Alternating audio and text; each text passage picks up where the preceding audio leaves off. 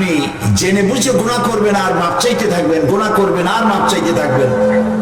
এক পর্যায়ে মনে করবেন যে গুনাহ করি নেই, তারপরে বুড়া বয়সে মাপ চাই নেব।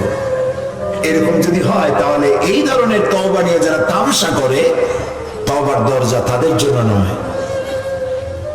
তবে আল্লাহ তাআলা হচ্ছেন মেহেরবান, তিনি মানুষের তওবার দরজা খোলা রাখবেন সূর্য যতদিন পর্যন্ত পশ্চিম দিক থেকে উদয় না হয় ততদিন পর্যন্ত তওবার দরজা খোলা থাকবে। এক।